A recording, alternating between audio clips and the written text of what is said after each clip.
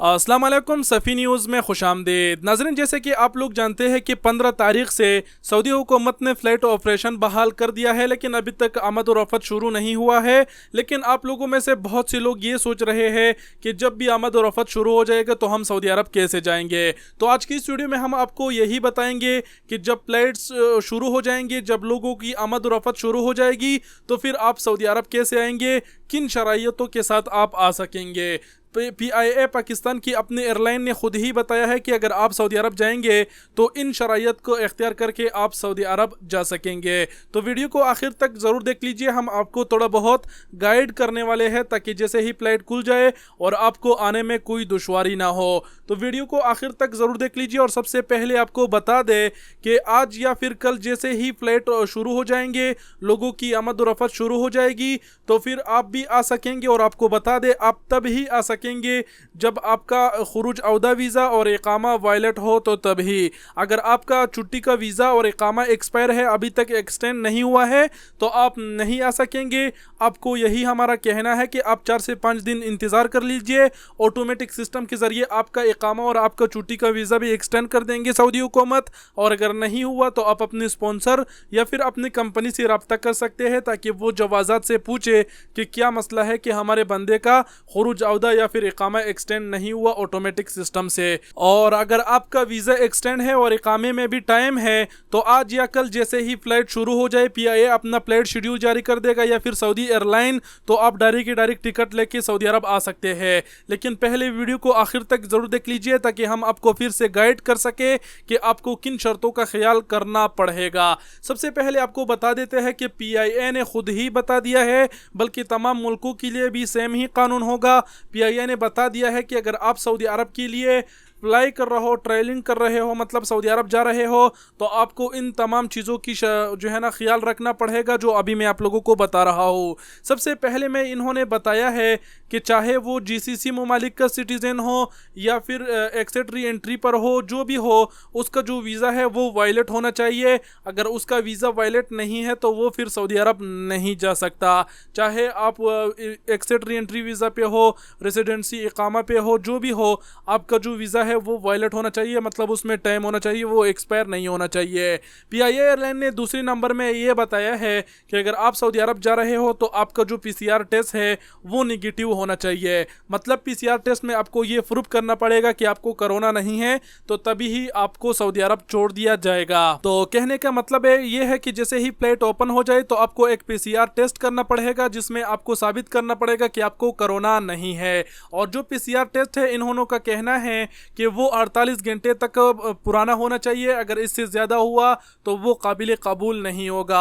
48 घंटे उस टाइम तक हिसाब होंगे जब तक आप सऊदी अरब पहुंचेंगे, सऊदी अरब के एयरपोर्ट से, जब तक आप बाहर नहीं निकल जाते। तो आप लोगों को हम ये कहेंगे कि जब भी आप PCR का टेस्ट करेंगे, तो मान लो कि कल का अगर आपको फ्लाइट है तो 1.5 दिन पहले ही PCR का टेस्ट कर दीजिए, क्योंकि एक दिन तो 24 घंटे या फिर 20 घंटे PCR टेस्ट में ही लगते हैं आपको उसका रिजल्ट मिलने में। ऐसे ही कर लीजिए। और जैसे ही आपके फ्लाइट को बाकी 5 घंटे या फिर 10 घंटे बाकी हो तो टेस्ट वसूल कर लीजिए। और अगर उसमें साबित हुआ कि आपको नेगेटिव है, आपको कोई कोरोना नहीं है, तो आप डायरेक्ट एयरपोर्ट जाइए, आपको कोई मसला पेश नहीं आएगा। और बहुत से लोग ये भी सोचते हैं कि जो PCR टेस्ट है वो कितने का होगा।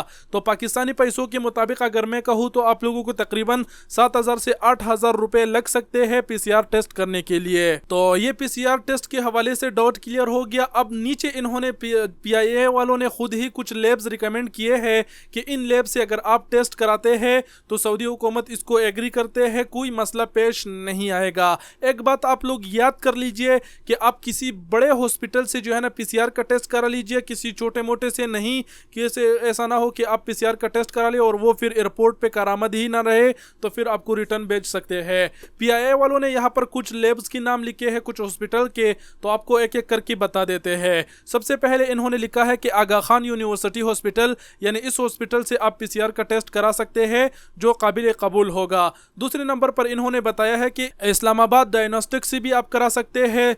फिर इन्होंने बताया है कि चुगताई लैब से आप कर सकते हैं, शौकत खानम मेमोरियल ट्रस्ट से आप कर सकते हैं, एक्सल लैब से आप कर सकते हैं, अलशिफा लैब्स, एडवांस्ड लैब्स और डॉक्टर ज़ाहिउद्दीन हॉस्पिटल से ईसा खान लैब से। तो ये कुछ लैब्स है जो पीआईए वालों ने खुद ही रिकमेंड किए हैं कि इन लैब से आप पीसीआर का टेस्ट करा सकते हैं जो काबिल कबूल होंगे, मतलब उसमें कोई मसला नहीं होगा। लेकिन हम आपको बता दें कि अगर आपके नज़दीक इन हॉस्पिटलों में, इन लैब्सों में कोई नज़दीक नहीं है, इसका कोई शाख नहीं है, तो आप किसी बड़े हॉस्पिटल में जाइए और वहाँ से पीसीआर का टेस्ट कीजिए, तो वो भी इंशाल्लाह काबिल कबूल होगा। लेकिन याद रखिए कि जिस भी हॉस्पिटल में आप जाएंगे तो उससे ये ज़रूर पूछ लेना कि मैं ये जो पीसीआर टेस्ट कर रहा हूँ मैं इसीलिए कर रहा हूँ ताकि मैं सऊदी अरब जा सकूँ। जो पीसीआर टेस्ट आप मेरे लिए कर रहे हैं क्या ये एयरपोर्ट पर करामद रहेगा या फिर नहीं, तो फिर वो हॉस्पिटल वाला आपको खुद ही बता देगा कि आप यहाँ से करा सकते हैं, कोई मुश्किल नहीं होगा। नहीं तो आपको किसी और हॉस्पिटल बता देगा कि इस हॉस्पिटल पे चले जाइए,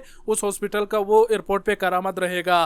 फिर तीसरी नंबर पर मजीद बात करते हैं। तीसरी नंबर पर यहाँ पीआईए ने लिखा है कि आप अगर सऊदी अरब जाना चाहते हैं और जा रहे हो तो आपको हेल्थ डिस्क्लेमर फॉर्म है वो फिल करना पड़ेगा। अगर ये हेल्थ डिस्क्लेमर फॉर्म की हम बात करें तो यहाँ पर ये फॉर्म आपको दिया जाएगा शायद एयरपोर्ट पर, या फिर खुद भी आप इसको डाउनलोड करके प्रिंट करा सकते हैं। ये फॉर्म जब भी आपको दे दिया जाए तो आपको इसमें लिखना क्या है, सबसे पहले अपना नाम लिखना है, अपना एड्रेस लिखना है, पॉइंट ऑफ एंट्री लिखनी है यानी आप छुट्टी से जा रहे हो, नीचे आपने लिखना है अराइवल डेट यानी कौन सी तारीख को आप जा रहे हो वो लिखना है, और पर्सनल मोबाइल नंबर, अपना मोबाइल नंबर लिखना है, और यहाँ पर अपने कामे का नंबर, और यहाँ पर जिस कंट्री से आप आ रहे हो उस कंट्री का नंबर, और यहाँ पर जो है ना अपने अपना फ्लाइट का नंबर लिखना है, और यहाँ पर किसी दोस्त का नंबर लिखना है। उसके बाद नीचे यहाँ पर अपना नाम लिखना है, डेट लिखना है और सिग्नेचर कर देना है, और एयरपोर्ट में सऊदी अरब पहुँचने पर उन्होंने को दे देना है, वो लोग खुद ही आपसे ये वसूल कर देंगे।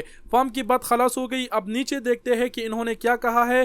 पीआईए वालों ने कहा है कि जब आप ये पूरी शर्तें पूरी कर देते हैं और सऊदी अरब पहुंच जाते हैं तो सऊदी अरब पहुंचने के बाद आपके साथ 8 घंटे टाइम होगा कि 8 घंटे के अंदर अंदर आप अपने मोबाइल में 2 ऐप्स डाउनलोड करेंगे, जिसमें एक का नाम तत्मन है और दूसरे का नाम तवक्कलना है। ये 2 ऐप्स आपको लाजिम 8 घंटे के अंदर अंदर डाउनलोड करने पड़ेंगे। उसके बाद यहाँ पर नीचे बताया गया है कि जब आप सऊदी अरब पहुंचेंगे तो आपको 7 दिन तक कोई काम के लिए बाहर नहीं निकाला दिया जाएगा, मतलब 7 दिन तक आपको अपने होम के अंदर, अपने घर के अंदर क्वारंटाइन होना पड़ेगा, और 7 दिन के बाद आपको फिर से एक पीसीआर का टेस्ट सऊदी अरब में करना पड़ेगा, ये साबित करने के लिए कि आपको कोरोना नहीं है। जब ये साबित हो जाए कि आपका जो पीसीआर का टेस्ट है वो नेगेटिव है तो फिर आप सऊदी अरबिया में आज़ाद है, घूम सकते हैं, काम कर सकते हैं। फिर नीचे इन्होंने ये बताया है तीसरी नंबर पर कि जब आप सऊदी अरब पहुंचते हैं और तत्मन ऐप्स डाउनलोड करते हैं तो उस पर आपको अपना लोकेशन ऑन करना पड़ेगा, और वजारत सेहत को ये सारी डिटेल्स देने पड़ेगी कि आपको कोई अलामत ज़ाहिर नहीं हो रहा कोरोना वायरस का, आपकी हेल्थ कैसी है वगैरह वगैरह, मतलब आप यस और नो की शक्ल में सवाल का जवाब दे सकेंगे। तो ये सिंपल सी तरीका था पाकिस्तान से सऊदी अरब आने के लिए, या फिर किसी और मुल्क में भी है अगर आप, तो फिर भी यही तरीका इख्तियार करके आप सऊदी अरब आ सकेंगे। फिलहाल आपको बताते चले कि फिलहाल जो है ना लोगों की आमद और रफ्त शुरू नहीं हुई, अभी तक कोई भी सऊदी अरब नहीं आया छुट्टी वाला।